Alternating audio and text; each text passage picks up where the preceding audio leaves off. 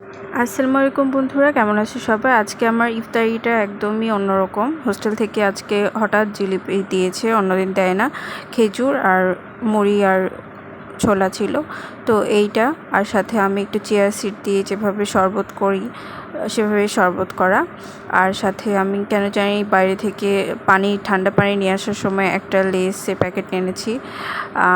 ভাজা পোড়া খাবো না, কিন্তু আজকে খুব চিপস খেতে ইচ্ছা করলো এই জন্য। আর রেস্টুরেন্টে খেতে চেয়েছিলাম,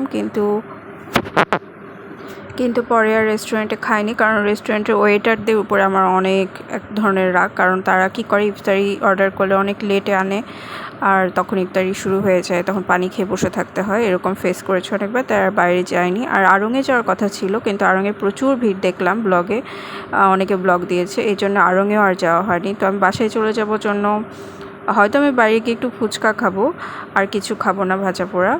তো সবাইকে ঈদ মোবারক। আমি কালকে বাসায় যাচ্ছি। সবাই সুস্থ থাকো, ভালো থাকো। আল্লাহ হাফেজ।